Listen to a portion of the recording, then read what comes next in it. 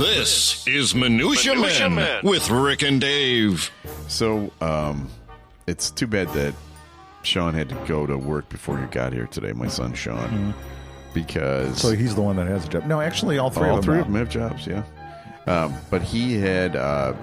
he lost a bet with his team that he coaches. Okay. Right? So he is the coach of 3 teams, soccer teams, and one of the teams... You mean football? Football, yes. Went to Wisconsin. We have a pretty large percentage of European listeners. We do. So. Went to Wisconsin, Stevens Point, and they were at a tournament, and they were put in the wrong division, and they were playing against teams that were absolutely great. And so Sean said, if you guys win any of these games, there are 3 games, if you win any of them, I'll shave my head. Sure. Okay. Well, they won the third game 6-4. And yesterday, he went to the barber, and he shaved his head. Let me ask you a question. So, I mean, he's just like you now. Okay, see, on so many levels, this is pissing me off. Okay, okay, this is a disability, Rick. Is it? Male pattern baldness is a disability. It is listed. It is listed under disabilities. Is that true? Well, now with Trump, who knows? Yeah, right. I mean, those benefits are out the window. So it's like, ooh, ha ha ha. Let me be bald for a while. Okay, yeah, it is. You funny. proud of that? You proud of this motherless fuck that you raised? Wow. You right? know what? And you know what? Maybe this division isn't that it was just so much better teams. Maybe it's because his team fucking sucks, and he doesn't know what the fuck he's doing as a coach. Could that possibly be? Wow, someone has hit a nerve. There's a nerve that has been hit. Bald guy. Yeah. Right, and for you people out there that are going to let me shave my head in solidarity with your friend with cancer, you know what? I don't want to hear it. Are you going to call all of them motherless fucks? What you just called my son? Wow. Okay, it's time for Minutia Men. The following is a Tony Lasano podcast, an Opie production on the Radio Misfits Podcast Network. This is Minutia Men with Rick and Dave. Why didn't he just say, if we win one of these games, I'm going to make a comb over? Because he couldn't think of anything worse than shaving his head. Okay, see. It's the worst thing that could happen to anybody. So now I'm the bad. Yes, exactly. All right, whatever. All right. You know what? I'm about ready to just leave right now. But okay. Before I do, yes. This comes out of Eurasia. Okay. You're what? Eurasia. Okay. Cue up the penis jingle. Would you do that, please? Yes. We're just going all filthy today. Is that just all filthy? Here we go. I think we do, yeah. Penises in the news. Rick and Dave. As I mentioned, Rick, this comes out of Eurasia. Okay. Armenian prime minister offers to show his penis to the head of the church. Okay. Now, if this was a headline in America, that would just be Tuesday. Yeah. Right? It'd be like, whatever. Right. Yeah. Armenian Prime Minister Nikol Pashinyan has offered to show his penis to the head of the Armenian church. Okay. And this is because a father, Zarek Shomi Jawang, Zara Ashrirawa or whatever, accused Pashinyan of not being circumcised for being circumcised in a Facebook post on Monday. Wait a minute. So for this religion, you cannot be circumcised. Exactly. Right. We need to be uncut. Right. Exactly. Yeah. This is dripping with anti-Semitism. Oh, okay. That's exactly. And I'm not even being... Okay, here we go. All right. You know what that guy is? He's a motherless fuck. Right. So in a social media post on Tuesday, Pashinyan was ready to accept the challenge and prove the opposite about his being circumcised and show his penis to the head of the church, whose name is Karakin 2, which looks a lot like foreskin 2. Okay. So... They did it, and he said it can be whenever or wherever. Okay. I'm thinking like at Tuesday, 4:00. I think at a bathhouse, maybe. Oh. Maybe a CD movie theater. I don't know. Whatever he wants to do. Now again, this is anti-Semitic. There is definitely an anti-Semitic twinge to this, right? Right. Which reminds me of a joke. Okay. Okay, great. Why are all Jewish men circumcised? I don't know why. Because Jewish women won't touch anything unless it's 10% off. You're allowed to say that one. You're allowed to say that one. Now, I've been thinking about this actually a lot. Uh-huh. All right. When it comes to penises. Yeah. All right. Now, it's been some time since I've seen a lot of penises. Yeah. Okay? When was the last time? I mean, I don't go to the gym. Lane Tech, we're talking like Lane Tech, naked swimming. It was a couple years after in college dorms. All right. That was the last. Yeah, because we group showers. Exactly. Right. And by the way, which again, why did we ever do that group shower thing? And I actually lived with a couple of basketball players too. Okay. Yikes. You know what? And I don't remember. Okay. That might be a complete a stereotype that's not true. But I am not 100% sure I have ever seen an uncircumcised penis in real life. Oh. Have you? Yeah, sure. Was your dad? Well, I grew up in Germany. Okay. There it is. Okay. Yeah. So, but I like I said, I don't think. Really? I can't remember if my father, he probably was not circumcised, I would imagine. I would imagine he was because he was Jewish. He wasn't Jewish. He was brought up Protestant. Oh. Yeah. So I don't think, no. Have you ever been to a bris? I have not. That is the most barbaric event. Yeah.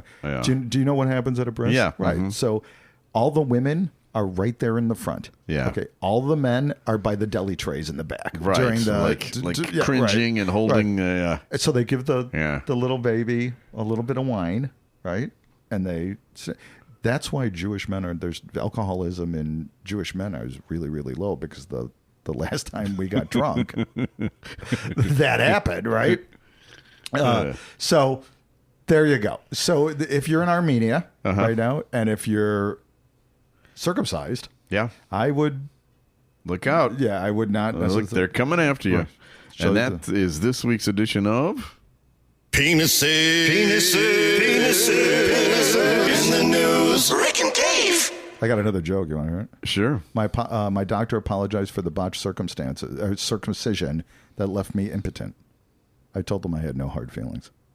But I tried circumcision. Are these AI jokes? No. Okay. These are Google search jokes. Okay. I tried circumcision without the proper equipment. Yeah. It was a bit of a stretch, but I managed to pull it off. Oh, okay. Yeah. I got a cheap circumcision yesterday. Yeah. That was a ripoff. Okay. All right. I've got 106 of these for the show. I think you could have stopped at the 10% off one. That was a good one. All right. I've got a story for you. Right now, Dave, people are protesting. They're protesting all over the country. They're protesting. Sean's not really pro. No. Sean's not no. I'm talking about like politically. Yeah, I know. There's a lot of protests going on.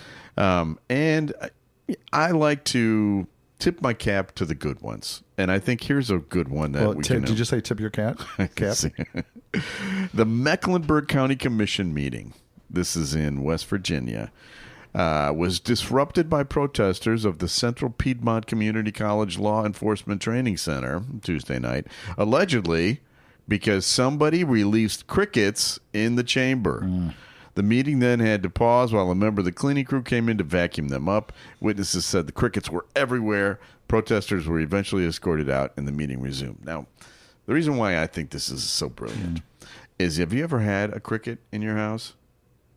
No, I've had a squirrel. I don't think we have it. So how do you even know where it is? Because that's it. They're so annoying. They're really loud. Yeah. And then you can't find them. Right. Tracking them down is impossible.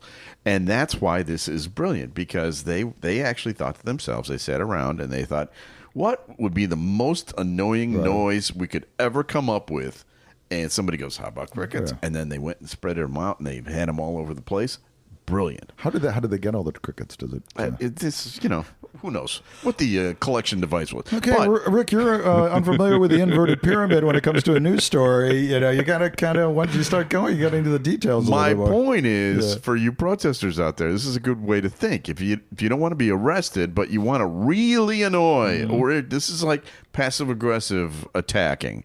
Think about the most annoying sights or sounds that you can possibly think of, and then use that at the protest. For instance, Okay. Who are we going to offend in the next? what if you get a whole group of like hundreds and hundreds of people and you all chew with your mouth open? Okay. All at the same time. Sure. Okay. Right? Yeah. That will be an effective protest. What if you all set off your car alarms at the same time and there's like 500 car alarms going off? Effective protest, right? What about if you all show up at the protest and you're holding crying babies? Everybody in the whole crowd has crying babies. And I think you and I can give them tips on how you make the babies cry. It's really not that hard. In fact, it's pretty easy. So I teach a speech communication class. Right. Okay. And it's on Zoom. Yeah. Well, it's asynchronous. So they upload their speeches, and I listen to it. Every semester, there is a beeping smoke detector in one of That's another one. Oh, my God. It's so annoying. That's a perfect one. And like in my house, when there's the beeping smoke detector, it drives me crazy. My kids and my wife they don't even notice it, right? It's the beeping smoke detector. What about if the most famous one is fingernails on a chalkboard, right? What about like if you Knuckle rub crackle. knuckle cracking? That's a good one. Yeah. Or you rub styrofoam together, that noise. Yeah. And here's, I went and found the audio of this because to me this is the most perfect one. You ready? Here it is. No, it's you're expecting some sort of a joke. It's not a joke. Okay. Here it is.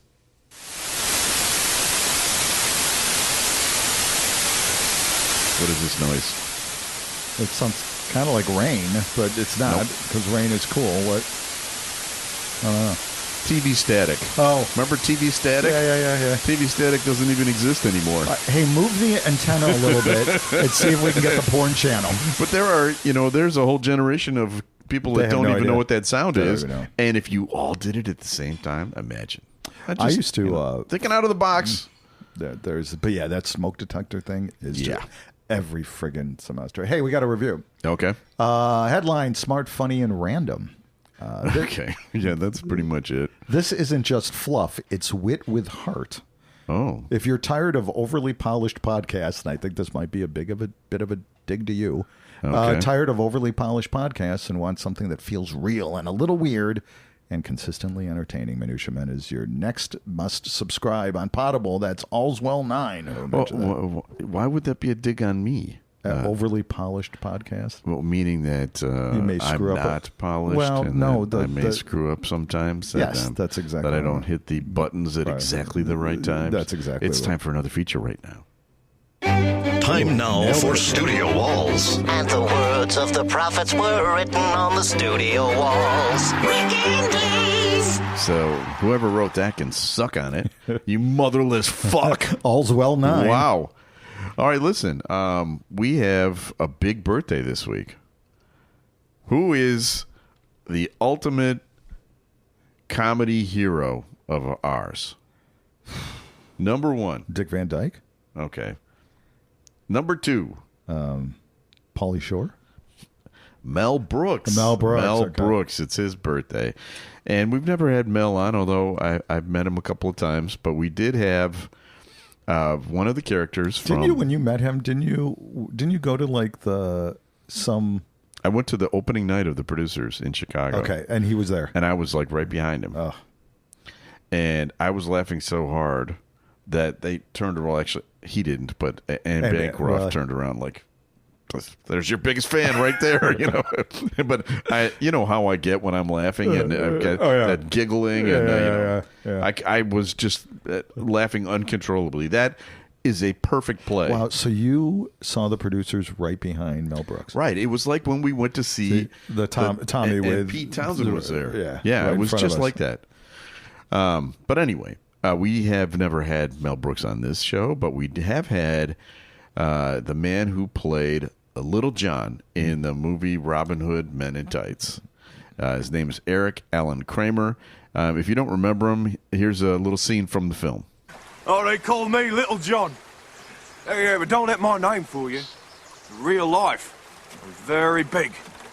There he is. That's Eric Allen Kramer. And we asked him, of course, what it was like working with Mel Brooks. And that is what this is basically what the whole interview was about because we love Mel Because Brooks once he so flopped much. that out, and here's a portion of that. The absolute, just one of the greatest experiences of my life. We actually called that whole shoot Camp Brooks because we shot out in the Antelope Valley. Actually, we were on the other side of the hill from where Vic Morrow bought it. Yeah. But it was like going to the Renaissance Fair every day. They had the castles and stuff built. All the extras were, were SCA people, Renaissance Fair people.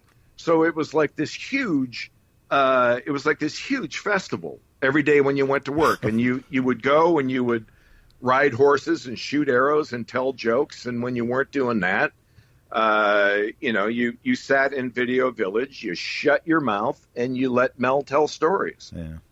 And it was just a phenomenal experience. Meeting Anne Bancroft was one of the first times I was so starstruck I couldn't speak. Meeting her. Yeah, I bet. I mean, it was just everybody in the world came to visit that set. Yeah. Do you meet Carl? Was Carl Reiner? Did Carl Reiner come by? Yeah. Well, yes, absolutely. And oh my God, anybody that you could think of, because Mel was obviously friends with everybody. Yeah. And everybody just came down just to see what he was, just to see what he was doing. Kevin Costner came down, which I thought was incredibly brave. Well, wasn't Richard Lewis in that movie too? And Richard Lewis was in that movie, and yeah. Just such a great time. Dom DeLuise had one of the best cameos I'd ever seen him do. It was the old guard. It was old Hollywood. Mel's stories about your show of shows. Just an incredible experience.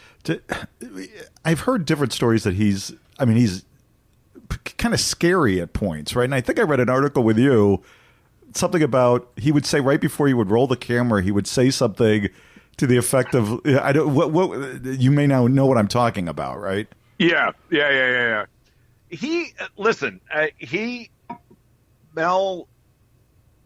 Mel wanted to be sure he had control over everything. And absolutely not a mean guy, but but every once in a while the pressure had to go somewhere. My favorite line of his was right before we would start shooting. One of his favorite lines that I still laugh about to this day was he would go, "Some of you are going to be in Men in Tights 2. Some of you are not." That's it. That was a pretty good Mel impersonation, by the way. Wait, did you hear that Spaceballs is coming back? Yeah. And he's playing the Yoda character again? Mel Brooks. Oh, is he really? Yeah. No, he's like 98 years old. Did not know. Yeah. And Spaceballs was not his best of the movies. No, because I think me and you saw it at the co-ed, and we were not. It was. I still don't like it. Yeah. I still don't think it was that great. And I think what I think the reason is the timing of when it came out. Because the Star Wars movies had been out for a few years already, and then it came out, and then it just felt like it was not timely. But if you are now getting into it and you've seen all the Star Wars stuff and you know the whole lore, shtick, yeah. Now I can see how it might be funnier. Yeah, but I'm not that excited about that one. I'll be honest. Have you seen Caddyshack recently? Yes. What do you think of Caddyshack? Well, it's not a movie you watch from start to finish. You can check in for a scene or something. There's no story at all. Well, yeah. There's no story at all. I told one of the twins, or I don't know. It's like, you got to watch this movie. This is a fantastic movie, and they're like, this is. Yeah, I watched it with my boys, like 15 years ago or something. They're like, didn't quite like it. Hey, I got another story here. Do we have time? Yes, of course we have time. So I started with Eurasia. Yeah. Now let's go to Scotland. Okay. UK. Scotland's alcohol consumption is excessive and almost the highest in the world. Okay. This is written in Scotland, a Scottish newspaper. Kind of sounds that they are hoping that they can get better. Yeah, doesn't exactly. it kind of sound like we're almost there, guys? We've got something to strive for. Scotland's alcohol consumption continues to be dangerously excessive. I'm going to Scotland in October. Okay, well, you will be 50. Every other person that you see in that country is basically an alcoholic. I'm going to be like. You're going to be like a teetotaler in comparison. Hey, you're a health nut American. Right, yeah. The latest data published by the Public Health Scotland on Tuesday showed that Scots are buying and drinking more alcohol than people in England and Wales combined. Wow, in England and Wales, they drink a lot. Right. The data from 23 to 24 shows that Scots drink 50% above the chief medical officer's safe drinking guidelines, which is 18 units a week. Okay. Wow. So now that 18 units a week is 6 units a week more than what Americans say you're supposed to drink. So the Scots are already saying, okay, it's okay to drink 18. So they're drinking somewhere around 28 units of alcohol a week. Not bad. Not bad at all. Not bad. That's 4 drinks a day. Yeah. Basically, is what they're doing. And they're not number one? No, they are not number one. But we will be having a quiz in a few seconds that might indicate who number one is. I find this remarkable. Not the fact that that a lot of people are drunk, is that their standards are so low. Yeah. That's like 18 drinks a week is what is okay. Yeah. That's really not that much. How many are you drinking? I don't know. Who keeps track of these things? You're not drinking 4 a day, are you? No, not every day. Okay. I mean, most days, but not every day. And you have gout, right? No, I don't. No, I haven't had a flare-up in 3 years. Is gout something that is just like latent? It flares up. It's like it's in your body all the time. Gout is a chronic condition. It's a crystallization, like uric acid crystallizes in the joints. Okay. And so it's a high uric acid level. But you can take stuff that will lower your uric acid level, which I do. And so it's all fine. Everything's good. Just take a pill for it. Yeah. So when my acid accumulates, I get kidney stones. You get, I get gout. I think you're playing the better hand, to be honest with you. Hey, you want to do the quiz? Yeah, the quiz jingle, please. Okay. Time now for a Minutia quiz. And I did that one quickly, on time. Yeah, Oswald, all's well 9. Yeah. All right, here's the first question. Which of the following countries have the best drunk drivers as measured by alcohol consumption in relation to traffic accidents? Okay, we've got Germany. Okay. Italy. The best drunk drivers. The best drunk drivers. Yeah. Germany. Italy. Yeah. Brazil or Ireland. Oh, wow. That's a good one. Again, Germany, Italy, Brazil. I'm going to say Germany. Congratulations, Rick and your people. You guys are the best drunk drivers. And there's no speed limit on the Autobahn. Germany boasts alcohol-related crashes as low as 4%, while ranking among the top in alcohol consumption. Thank you very much. Okay. Thank you. Now this is kind of the same, but a little different. Which country has the highest percentage of drunk taxi drivers? Oh, okay. South Africa, Russia, or Brazil? I'm going to say Russia. South Africa. Huh. South Africa, 20% of taxi drivers. So 1 out of 5 taxi drivers have tested positive for alcohol in road checks. Huh. Yeah. I've been to South Africa. Brazil, 18%. And Russia, you're not even trying, 15%. They probably don't have any cars. Okay, good. Right. Which country has one of the highest rates of unwanted pregnancies linked to alcohol consumption? Unwanted pregnancies. Pregnancies linked to alcohol consumption. My choices? Okay, United States, South Africa, and Russia. United States. No, United States only has 10% of pregnancies are exposed because of alcohol. Okay. Russia, 25%. South Africa, alcohol-related risky sexual behavior contributes to almost 30% of pregnancies reported by the WHO, not Roger and Pete, but the WHO in 2022.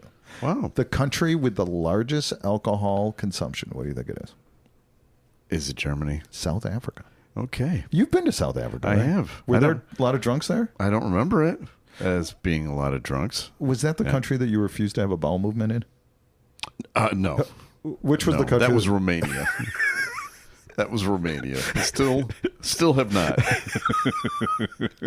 But South Africa was fine. What was it about? South Africa is the country where we were staying in a hotel room. My brother and I were staying in a hotel room, and the doors to the bathrooms were glass. Okay. And the bathroom door was right across from the bed. Okay, so if somebody was on the throne, the other person was looking right at him through the glass. And so my brother, who's as persnickety, as I am, he decided to go next door to the Hyatt, and so that became like our. I'm going to the Hyatt. I got to go to the Hyatt. I'll be back. Now that was South Africa. South Africa. So what was it about Romania that prevented you? First of all, how long were you in Romania? So a week. You didn't have a bowel. Yeah. I don't think that's healthy. Well, it wasn't. But I was 13 years old at the time, or 14 maybe. And we stayed in the little village that my dad was from, which was a shithole. No offense. No pun intended either. And they didn't have running water. They did not have... they had no toilets. They had outhouses. And I went in the outhouse, and there was a giant bee nest in the corner, and I'm like, I'm not going. I was allergic to bees. I'm not going. All right. So, it was a medical thing. That's right. Yeah. Then we went to the big city, which I forget what it was called. It wasn't Bucharest. It was I think it was called Timișoara or something like that. And at that place, the bathrooms were out for the hotel. We stayed in a hotel. The bathrooms were, they were having plumbing problems, and so that you couldn't use the bathrooms. So you'd in have the entire hotel? Because they didn't have them in the rooms. There was no. Okay, so it was public. Yes, it was like the dorm bathroom. It was like the dorm. Okay. Like getting in Romania. If you ever go to Romania, you have to ask for private bathrooms in your hotel room. It's not assumed. Okay, you just get one at the end of the hall. Romania is a shithole. Just to say that. I don't recommend going to Romania. But anyway, so I didn't. All right, let me look at our statistics for Romania. Oh, those have gone down quite a bit after this. All right, well. I want to go back to the bowel movement stuff. Okay. You still, to this day, have issues with public? Yes. Yeah, can't do it. But you're going to Ireland soon, right? Yeah. You don't have any trouble in the hotels, No. right? Okay. No. Because that would be silly. No, as long as Bridget leaves the room. Okay. All right. Yeah, so everything's fine. When was the last time you used a public bathroom to do that? To go number 2? Yeah. I don't think I've ever done it. I know we've discussed this before. What a weird quirk. I'm sorry. That's who I am. I was at the Skokie Library today. And, well, I mean, you can do it wherever. I think there's probably a middle ground between you and me.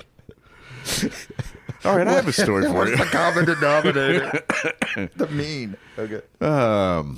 Police in South Carolina engaged in a not-so-hot pursuit as they chased a tractor excavator.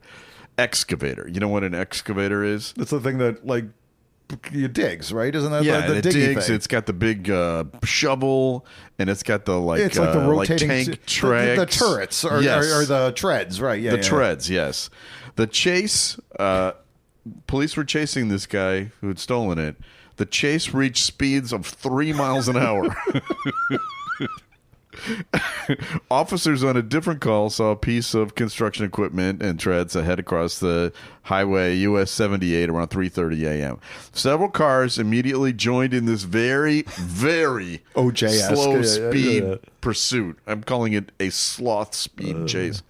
The excavator was going so slow, the cruisers had to stop. The police following them had to stop. Because they were going too fast, and there was no room to go around it. You were actually doing a sloth hand gesture. We have to do this on YouTube. We should start doing it because you did the sloth. Yeah, I'm kind of acting this one out. So anyway, this chase went on for an hour and 12 minutes. An hour of 12 minutes of these cops stopping and starting, stopping and starting, following this excavator. Finally, it got caught and stuck. It got stuck in something because, it's a heavy thing. Some dirt, some mud, whatever, it got stuck. And then quicksand. He got out of the excavator and he started running. And now he's going fast. Now it's a chase. Comparatively, he's going fast. And the police couldn't keep up with him. So they sent a drone to follow him, and then police dogs, and they finally captured him. And then they blasted him. Yeah. It was an Israeli drone. And they, yes. But anyway, he was arrested, charged with 2 counts of malicious injury to real property, and he's in the Charleston County Jail on a $22,000 bond. So what was he going to do with this excavator thing? I don't know. But you'll guess what his name is. I don't know. AC Cowlings. So he's still getting around. He's still working. He's got his You know how I just mentioned quicksand? Uh-huh. Do you remember when you were a kid? Yeah. Did you fear quicksand? Oh yeah. Why did you fear quicksand? Because it was on like, every it was on all the westerns and Batman too, right? Oh yeah, right. Oh yeah. So I remember being so petrified of quicksand. Right. I have never been exposed to quicksand in my entire life. No, that was a lot of. I think maybe it doesn't even exist. Really? I don't know. Have you ever seen it? So, are you telling me that burglars don't wear the black and white striped shirts with that says burglar on it and the mask? It's possible. What, really? Yeah, it's possible. And TNT? Yeah, it's possible. All right, time for another feature. Time now for Rick and Dave to open up that e-bag of email. Okay. Now, we don't really have a name for this new feature, but I really enjoyed this letter here from Tony F. And it came in via email. You guys talk about death a lot and talk about celebrities a lot. I have an idea for a new bit at the end of your show. How about if you and Rick tell stories about the celebrities who died this week? That's... And all right, so it says here, did Rick ever meet Lou Christie, Bobby Sherman, Bill Moyers, and Mick Ralph? Those are the guys that died this week. So Mick Ralph was in Bad Company. Oh, okay. I never met him. Yeah. I did meet Bill Moyers once. Do you know who Bill Moyers is? Did he go to U of I during one of the elections? I think so, yeah. I remember, did he speak, if I remember correctly? He was a very erudite man. He was a great I saw him give a speech. Remember when we went to Memphis? Yeah. And I was promoting Severance? Yeah. He was the keynote speaker at that media conference. And that media conference is when I discovered that I like the media. That I'm not a typical. I'm not a protester type. Yeah. I mean, I used to think I'm going to show what the media is really like. And my book Severance is about the political media, and I was right about everything that has happened since then. But the people that were feeling that way in 2006 and 2007... A little too much for you? Yeah. I remember going to the Subway sandwich shop. Was it the chick of the... Okay, yeah, tell the story. And ordering, whatever, the sub. And the guy in front of me, he goes, is the chicken free range? Is it free range? Like, we're in Subway. Yeah, I do not know. Yeah. So anyway, our Bobby Sherman... 7 Brides for Seven Brothers. We did him as a mystery guest once. I talked to him on the phone. I don't remember anything about that, really, except that he was working as a... He had a hell of a head of hair. Oh, my God. What hair. Yeah, he had a hell of a head of hair. He was an EMT also at that time. He was working as a paramedic. Because he didn't make shit being... Probably. Like Tony DeFranco that we had on, yeah, right? It's like probably. You got screwed and he had to be... Okay. And then the other one was Lou Christie. Now, I do have a good Lou Christie story. Lou Christie, what was the song? Lou Christie The did number one song? Lightning Strikes. That's it. Yeah. And we did a parody of that. Really? Called Baseball Strikes during the baseball strikes.